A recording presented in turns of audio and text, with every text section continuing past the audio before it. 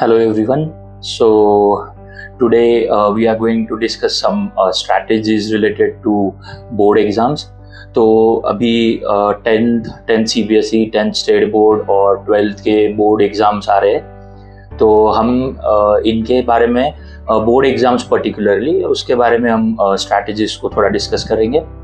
कैसे होता है कि इंडिविजुअली अगर हम इसमें देखें एक पर्टिकुलर स्टूडेंट के बारे में, तो everyone has a different goals, everyone has a different planning strategy, but mostly जो कॉमन चीज़ों के बारे में, तो कॉमन मैं आपको कुछ स्ट्रैटेजीज बताता हूँ। They will work very good. So in the last moment बहुत सारे बच्चों को क्वेश्चन होता है कि क्या बुक्स यूज़ करें, कैसे करें, टाइम टेबल बनाए कि नहीं बनाए, so and paper writing skills. So will discuss more on those things. साथ ही साथ पेरेंट्स के लिए भी एक मैसेज है, वो भी एंड में दूंगा।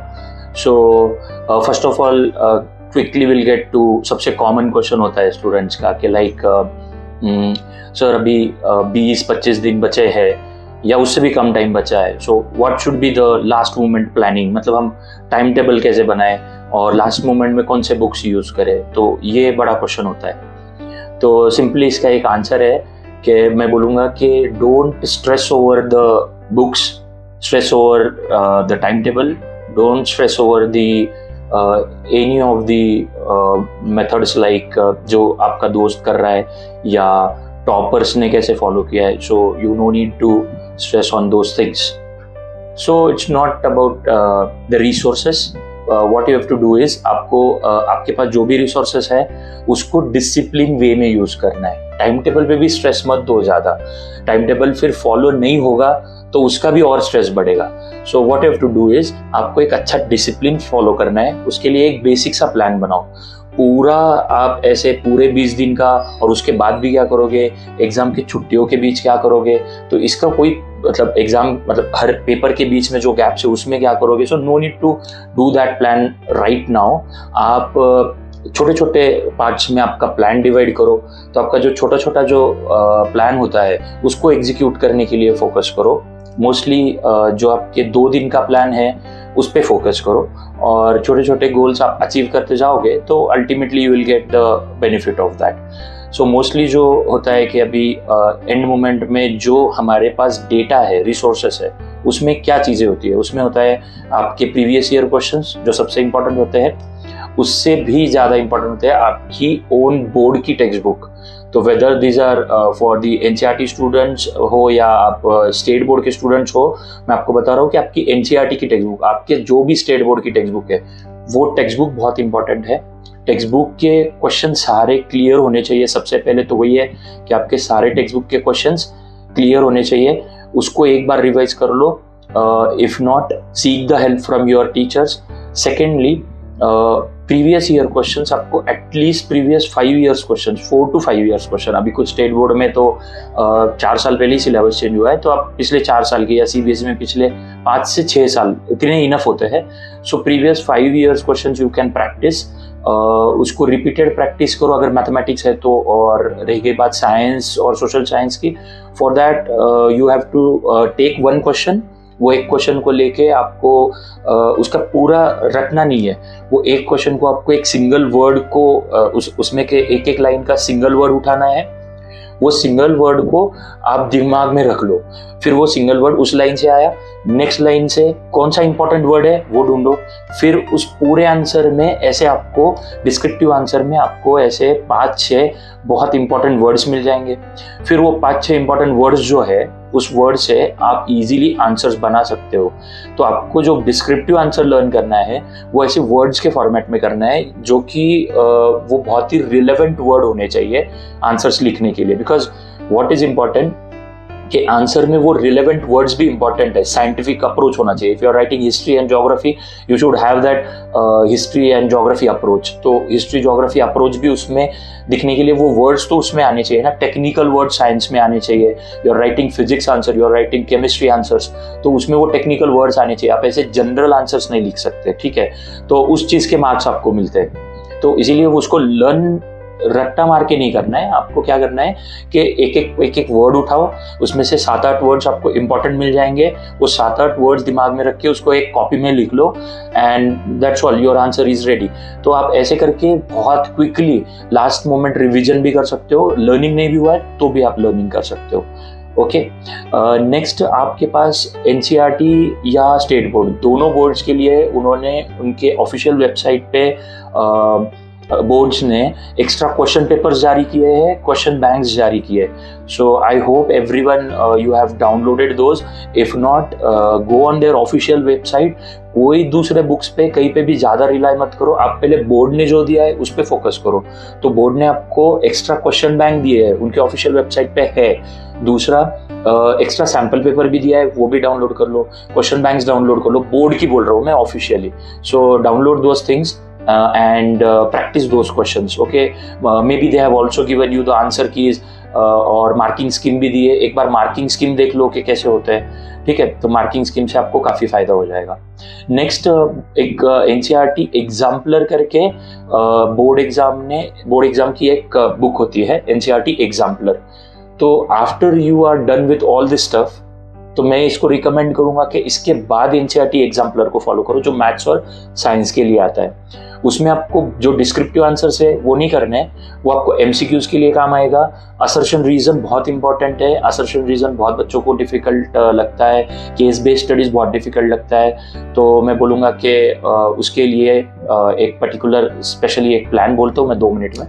तो पहले ये देख लो कि एनसीईआरटी एग्जाम्पलर में सिर्फ section A, section B and section C के रिलेटेड आप वेरी शॉर्ट और मोस्टली शॉर्ट आंसर्स तक आप प्रिपेयर कर सकते हो। लॉन्ग आंसर्स उससे प्रिपेयर करने की कोई खास ज़रूरत है नहीं आपको।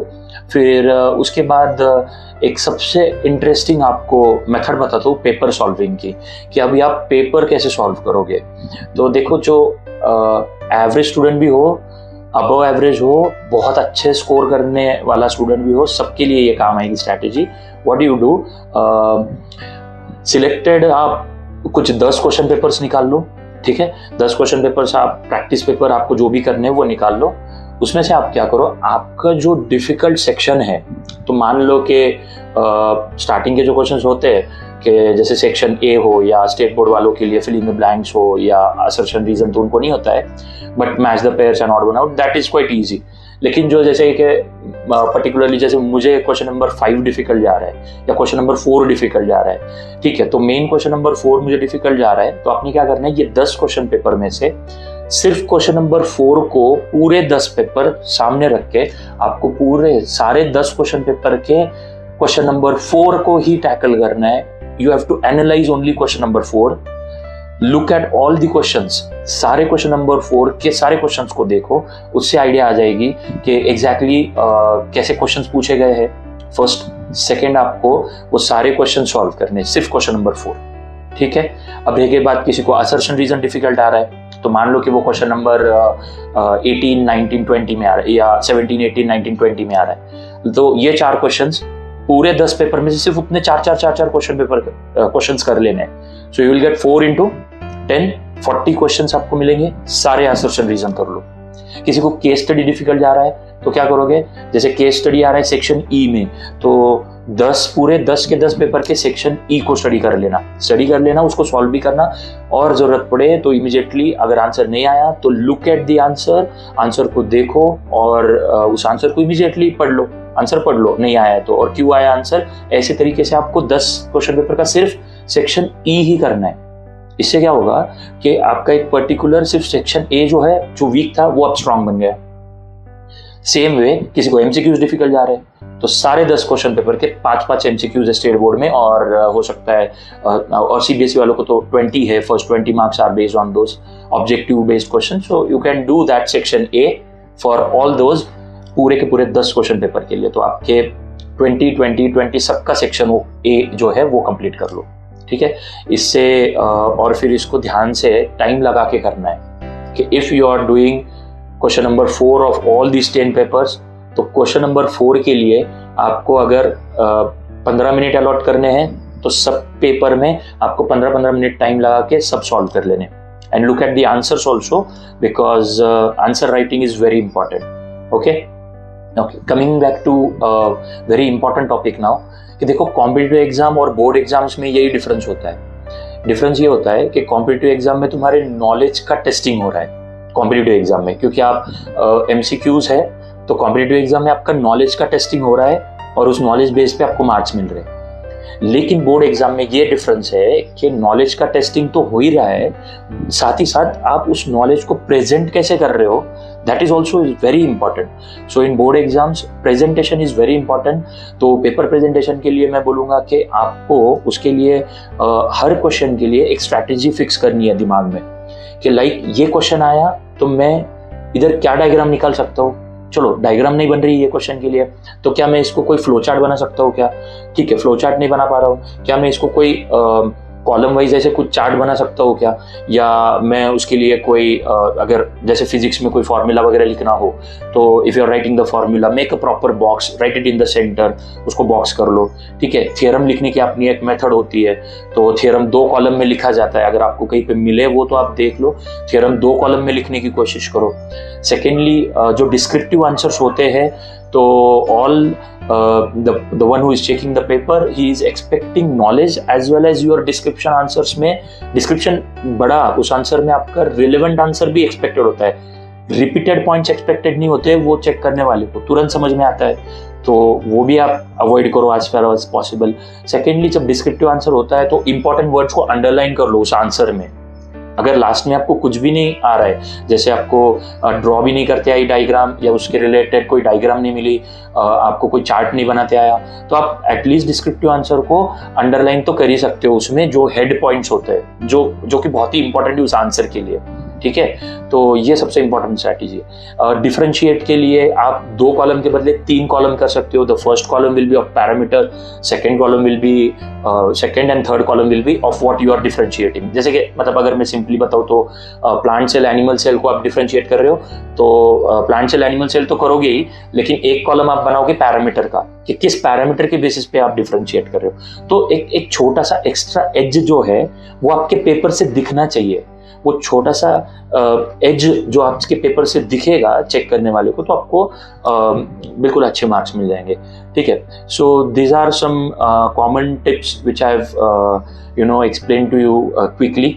तो इसके अलावा भी बहुत सारे चीज़ें होती है, लेकिन ये सारी चीज़ें आएगी डिसिप्लिन से। तो मैं बोलूँगा कि डिसिप्लिन फॉलो करो। एक और क्वेश्चन होता है कि सर रात को जागे या मॉर्निंग को उठ के जल्दी स्टडी करें, तो वो उसका भी आंसर वही है, डोंट स्ट्रेस मच। देखो आपकी जैसी जनरल एक आदत है उसको फॉलो करो, नया कुछ मत करो। आपको रात को जाग के पढ़ाई करते आ रही है, रात को जागो। दिन में उठते आ रहा है 4 बजे, ठीक है, रात को नहीं हो रहा है, सर मैं 4 बजे उठ सकता हूँ, करो, कोई प्रॉब्लम नहीं। आपको ऐसे लग रहा है कि नहीं सर मैं तो बिल्कुल मतलब 7 बजे उठूंगा, तो ठीक है, रात को मैं पढ़ सकता हूँ, पढ़ लो 12, 1, 2 बजे तक। So it's not going to, आपको 1 महीने के इस स्टिफ टाइम टेबल से कोई बहुत बड़ी बीमारी नहीं होने वाली है। सो हार्डवर्क ऑब्वियसली ज़रूरी है, हार्डवर्क के साथ साथ आपके हार्डवर्क के साथ साथ ये एफर्ट्स है, जो 1 महीने 1.5 महीना जो भी पेपर चलने वाला है उसमें आपको वो एफर्ट्स काम आने वाले हैं। जहाँ पे स्मार्ट चीज़ें करनी है स्मार्ट वर्क करो। ट्रिग्नोमेट्री के शो दैट वगैरह वो बहुत स्मार्टली करते आते हैं, कुछ 10-12 शो दैट के क्वेश्चंस होते हैं, you have to just focus on that, उससे आपको किसी भी टाइप का क्वेश्चन करते आता है, तो that is what smart work is needed sometimes. ठीक है, तो ये आप उसको फॉलो करो, you will obviously get good marks. Okay, साथ ही साथ पेरेंट्स के लिए जैसे मैंने बोला था कि जो मेरा एक मैसेज है सारे पेरेंट्स के लिए कि देखो आपका बच्चा जो भी कर रहा है उसको आपको प्रमोट तो करना है, लेकिन प्रमोट करने के साथ साथ वो जो एफर्ट्स दे रहा है वो एफर्ट्स करने के लिए उसको डांटना पड़े तो डांटो, बिल्कुल डांटो। मैं ऐसे आपको बिल्कुल नहीं कहूँगा कि नहीं इनको हमेशा मोटिवेटेड रखो, गलती करोगे तो भी इनको you don't have to pamper them in the time of board exams, उनको स्ट्रेस मत दो, ऐसे कुछ नहीं है। स्ट्रेस से प्रेशर लेना ज़रूरी है, प्रेशर लोगे तो कुछ ना कुछ आउटपुट निकलेगा। आप वो एफर्ट नहीं कर रहे हैं ना, तो आप उनको चिल्लाओ, डांटो, जो भी करना है करो। But if your child is doing effort, अगर वो एफर्ट डाल रहा है, बहुत मेहनत करने के बाद भी बहुत अच्छा आउटपुट नहीं आ रहा है, तो फिर आपको सपोर्ट करना ज़रूरी है। थोड़ा टाइम दो। हो सकता है कि कुछ स्टूडेंट्स को अब भी मार्क्स नहीं मिले, ठीक है, 10th बोर्ड एग्ज़ाम इम्पॉर्टेंट है, लेकिन वो पूरी लाइफ नहीं है। मैं हमेशा बोलता हूँ कि कोई भी एग्ज़ाम वो पूरी लाइफ नहीं रहती है। Even for JEE advanced students think कि वो पूरी लाइफ है, वैसा नहीं होता है। वैसे ही 10th पूरी लाइफ नहीं है। स्टूडेंट एफर्ट दे रहा है तो आप उसको सपोर्ट करो। आज नहीं तो थोड़े दिन बाद मार्क्स आएंगे, ठीक है, बोर्ड एग्जाम्स में 5-10% कम आएंगे, लेकिन इसके आज के एफर्ट्स उसको प्रमोट करोगे तो वो 12th में काम आएंगे, वो एफर्ट्स उसको आगे लाइफ में काम आएंगे। तो एफर्ट्स कर रहा है तो नो डाउट प्रमोट देम, ठीक है। तो बहुत कम समय में मैंने काफ़ी डिटेल्स एक्सप्लेन करने की कोशिश की है। तो ऐसे बहुत ही डिस्क्रिप्टिव चीज़ होती है ये सारा एक्सप्लेन करना, but I hope this will help you and all the best. Thank you.